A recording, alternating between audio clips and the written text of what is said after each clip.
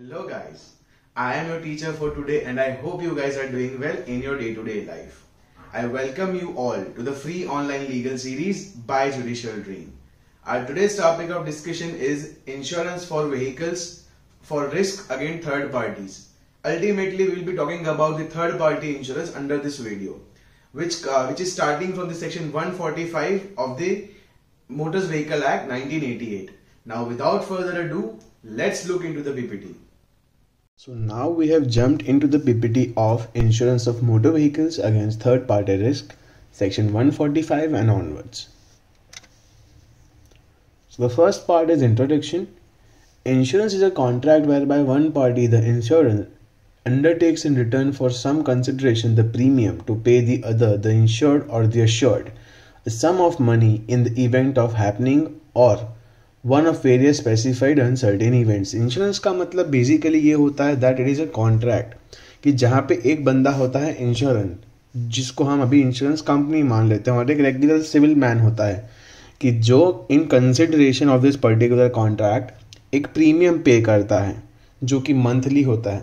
ठीक है, वो इसके लिए हम लोग पे करते हैं जस्ट सो दैट अगर फ्यूचर में किसी भी एक प्रकार का इवेंट जो होता है या तो फिर कोई स्पेसिफाइड अनसर्टेन इवेंट्स होते हैं, तब वहाँ पे हमारा जो इंश्योरर है यानी कि इंश्योरेंस कंपनी वो हमें पैसे देगा.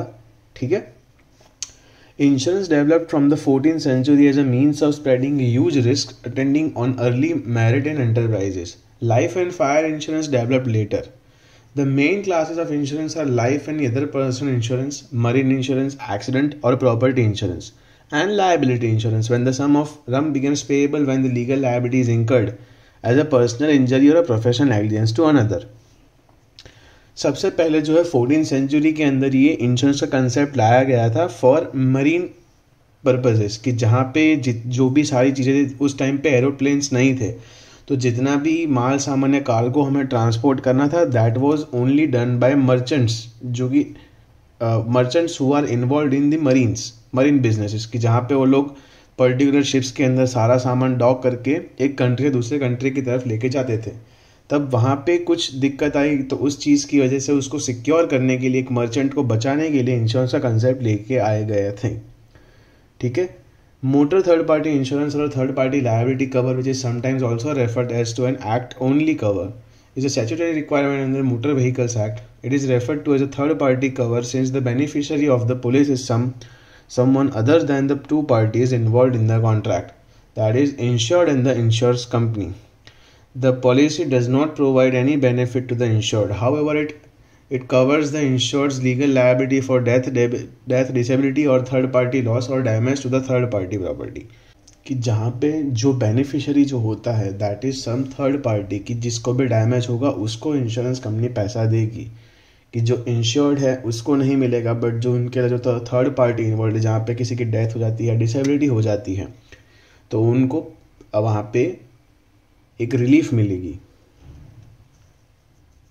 मीनिंग, तो ये थर्ड पार्टी का मतलब ये होता है कि जैसे कि मेरी वजह से मैं एक कार ड्राइव कर रहा था जिसकी वजह से एक्स करके एक बंदे को चोट लग गई. अभी अगर ये पर्टिकुलर चीज़ कोर्ट के अंदर प्रूव हो जाती है तो मेरी इंश्योरेंस कंपनी एक्स को पैसे देगी, बट अगर वो चीज़ प्रूव नहीं हो पाती है कोर्ट के अंदर तो ये third party insurance will not be liable वहाँ पे. ठीक है, under the section 145 G third party includes the government national. Let's say in this particular case law of National Insurance Company Limited versus Fakir Chand, AIR 1995 JNK 91, third parties should include everyone other than the contracting parties to the insurance policy, be it a traveling in another vehicle, one walking on the road or passenger in the vehicle itself, which is the subject matter of the insurance policy. Third party में हमें हर एक बंदे को include करना है जो कि contract के अंदर मेंशन नहीं है, that is insurer and the insured party. ठीक है, let's look at certain salient features of the third party insurance. Third party insurance is compulsory for all the motor vehicles. That was held in the G. Govindarajan versus New India Assurance Company Limited, AIR 1999 SC 1398. Third party risk insurance is mandatory under this statute this provision can not be overridden by any clause in the insurance policy, कि जहाँ पे third party insurance तो बैर minimum हर एक vehicle का होना ही चाहिए।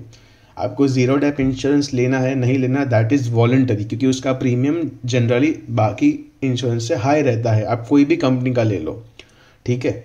But एक थर्ड पार्टी इंश्योरेंस तो बैर मिनिमम होना ही चाहिए। उसके अलावा आप इंडिया के अंदर लीगली कोई भी व्हीकल ड्राइव नहीं कर सकते।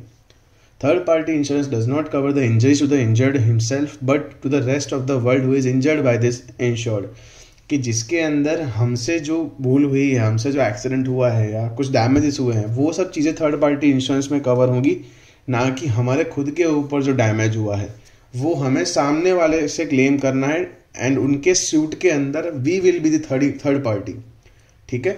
Beneficiary of the third party insurance is the injured party. The insured or the insured policy holder is nominally or the beneficiary of the policy. In practice, the money is always paid direct to the insurance company through the third party or a solicitor and does not even pass through the hands of the insured person, कि जहाँ पे money जो है directly insurance company जो है सीधा third party के account में ट्रांसफ़र करती है, इफ़ अगर वो लोग लीगली हमें लायबल प्रूव करवा सकते हैं तो, ठीक है। तो यहाँ पे इंश्योर्ड पर्सन के पास 1 रुपया भी नहीं आता है। In third-party policies, the premium does not vary with the value of what is being insured because what is insured is the legal liability, and it is not possible to know in advance what the liability will be, कि जहाँ पे जो भी हमारी property की value है, premium जो है उससे ज़्यादा नहीं हो सकता, because we will never know in advance कि उसमें से क्या लायबिलिटी अराइज हो सकती है। Third party insurance almost entirely fault based, कि जहाँ पे फॉल्ट होने के बाद ही पर्टिकुलरली थर्ड पार्टी को डैमेजेस मिलते हैं, उसके अलावा उनको डैमेजेस नहीं मिल सकते। Third party involves a lawyer's aid, की जहाँ पे एक एडवोकेट की ज़रूरत पड़ेगी तो भी वो थर्ड पार्टी इंश्योरेंस के अंदर कवर हो जाएगा।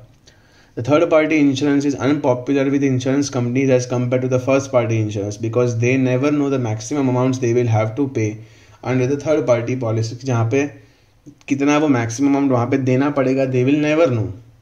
इसीलिए मोस्ट प्रोबेबली हर एक कंपनी आपको जो रेगुलर फर्स्ट पार्टी इंश्योरेंस जो होता है, जिसके अंदर की कोई भी चीज़ डैमेज थी वो कवर करके देते हैं, वही आपको लेने के लिए बोलेंगे, ना कि थर्ड पार्टी इंश्योरेंस। उसके अंदर कुछ ये 3 लीगल प्रोविजन है जो सबसे मेन है। टेक्निकली पूरे एमवी एक्ट के अंदर पूरा का पूरा जो चैप्टर है फ्रॉम स्टार्टिंग फ्रॉम सेक्शन 145 वो थर्ड पार्टी इंश्योरेंस के साथ डील करता है, but for the purpose of this video यहाँ पे ये 3 पर्टिकुलर सेक्शंस जो हैं वो काफ़ी इंपॉर्टेंट हैं। सेक्शन 146 क्या बोलता है कि necessity for insurance against the third party risk, ठीक है। सेक्शन 147(1) ये बोलता है कि requirements of policies and limits of liabilities, where section 157 कहता है कि transfer of certificates of insurance. आइए अभी इन तीनों प्रोविजंस को थोड़ा एलैबोरेटिव सेंस के अंदर पढ़ते हैं।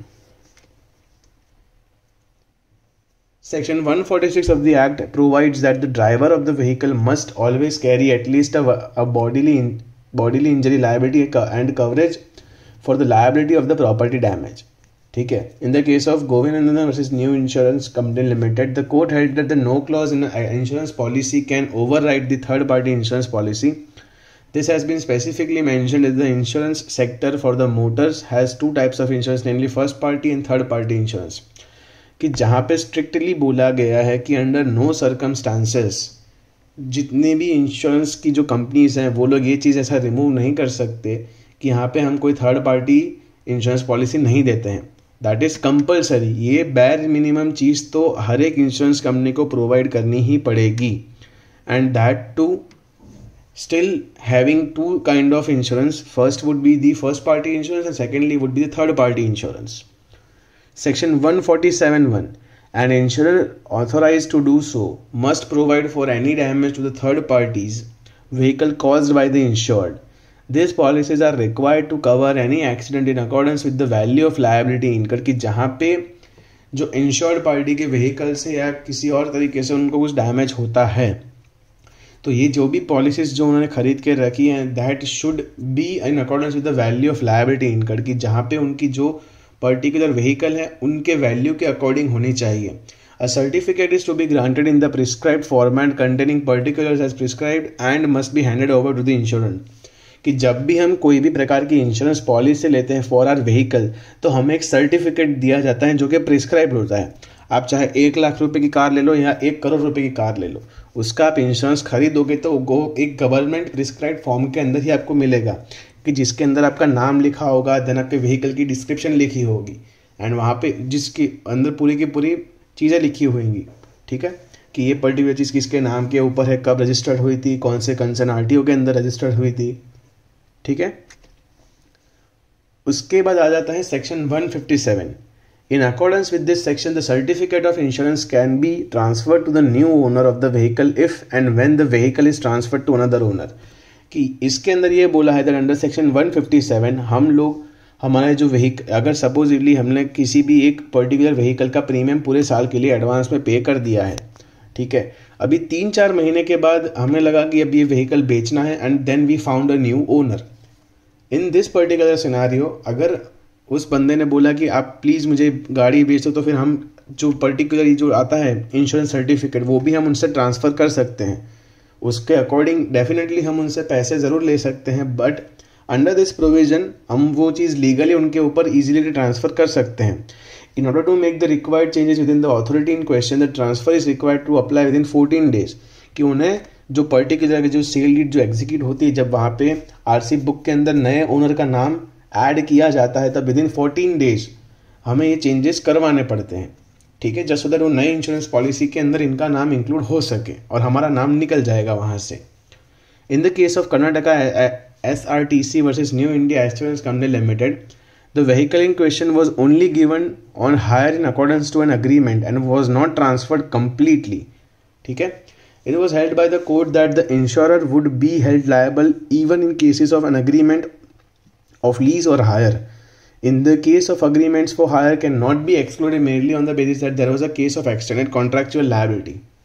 Thus, even if the transfer of the vehicle takes place even without providing notice to the insurer, the liability of the insurer will not cease। कि यहाँ पे ये बोला गया है कि जो भी ये सेल्फ ड्राइव कार्स जो मिलती हैं on rent, there are certain websites and there are certain businesses की जो हमें काफ़ी सारे जो हॉटस्पॉट होते हैं टूरिस्ट लोकेशन के लिए, कि जहाँ पे हमें 2 व्हीलर्स एंड 4 व्हीलर्स जो है सेल्फ ड्राइव के लिए मिलते हैं फॉर रेंट।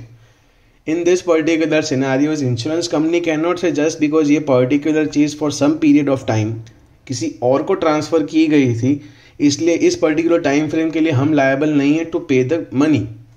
यहाँ पे इस पर्टिकुलर केस में कोर्ट ने बोला कि भले ही आपको कोई एडवांस नोटिस मिली हो या ना मिली हो, you will have to pay and you will have to indemnify the same. Before we move any further, let me give you an overview of our website judicialdream.com. As you can see, this is the home page. Okay, here you can find list of books of grammar, judgment writing, essay writing, okay, as well as you will find certain model answers. Let's say this is for the damnum sine injuria, which we have covered in the video series. All right, so here you will find the introduction and many other things. Okay, then if you have to go for a mock test, you can just simply click on the prelims or the mains. Let's say we just want to click on prelims subject wise MCQ, that is common intention. So you will find MCQs for topics and many other things on our website. And now let's get back to the lecture. उसके बाद एक और case लो है S Sudhakaran versus AK Francis. There was an agreement for sale of vehicle. The owner did not completely with the statutory provisions regarding the transfer of vehicle.